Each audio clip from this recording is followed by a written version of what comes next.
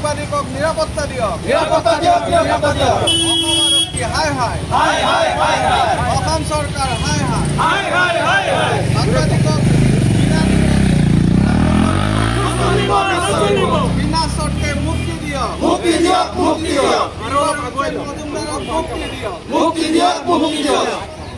গণতন্ত্ৰ ৰক্ষা কৰাৰ যে প্ৰচেষ্টা অব্যাহত ৰাখিছে বৰ্তমান তাক আমি জুৰিয়া প্ৰেস ক্লাবে তীব্ৰ বাহাৰে গৰিহণা দিছো। দিলৱাৰ হুছেইন মজুমদাৰ এজন জ্যেষ্ঠ সাংবাদিকক যেতিয়া বাতৰি সংগ্ৰহ কৰিবলৈ গৈছিলে প্ৰথমতে আটক কৰা হৈছে আৰু পিছত গ্ৰেপ্তাৰ কৰা হৈছে।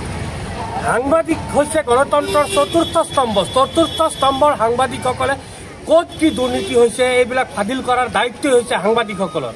কিন্তু এই সাংবাদিকসকলে নিজৰ কৰ্তব্যৰ দায়িত্ব পালন কৰিবলৈ গৈ পেলাই এইদৰে যদি আৰক্ষীৰ অপদস্থ হয় এয়া নিশ্চয় ভাল লক্ষণ নহয়, গণতন্ত্ৰৰ বাবে শুভ লক্ষণ নহয়। আমি দাবী জনাইছোঁ জুৰিয়া প্ৰেছ ক্লাবে যদি সোনকালে এই সাংবাদিকজনক মুকলি কৰি দিব লাগে আৰু তেওঁ কিয় গ্ৰেপ্তাৰ কৰিছে এইটো আমাক জনাব লাগে। ধন্যবাদ। আমি জুৰিয়া প্ৰেছ ক্লাবে আজি এক প্ৰতিবাদ সাব্যস্ত কৰোঁ, যিটো যোৱাকালি গুৱাহাটী দিলৱাৰ হুছেইন মজুমদাৰক বাতৰি সংগ্ৰহ কৰিবলৈ যোৱাৰ কাৰণে তাক আটক কৰি আৰক্ষীয়ে গোটেই দিন ৰাখি মাজনিশাত খবৰ দিছে তেওঁক গ্ৰেপ্তাৰ কৰা হৈছে। কি কাৰণত আটক কৰিছে এয়া লৈ সমগ্ৰ সৰ্বত্ৰে চৰ্চা চলি আছে। তাৰ লগত সংগতি ৰাখি আমিও জুৰিয়া প্ৰেছ ক্লাবে আজি এক প্ৰতিবাদ সাব্যস্ত কৰিছোঁ আৰু অসম চৰকাৰ তথা অসম আৰক্ষী প্ৰশাসনক অনুৰোধ ৰাখিছোঁ, সাংবাদিকক গণতন্ত্ৰৰ চতুৰ্থ স্তম্ভ সাংবাদিকক নিৰাপত্তা দিয়ক আৰু অন্যায়ভাৱে যাতে অসমৰ কোনো সাংবাদিকক গ্ৰেপ্তাৰ নকৰে আৰু সাংবাদিকৰ ওপৰত যাতে অত্যাচাৰ নকৰে। আমি ইতিমধ্যে দেখা পাইছোঁ কালি গুৱাহাটীস্থিত জ্যেষ্ঠ সাংবাদিকসকলে অসমৰ জ্যেষ্ঠ আৰক্ষী বিষয়াসকলৰ লগত যোগাযোগ কৰাত তেওঁলোকে ভাষ্য প্ৰদান কৰিছে।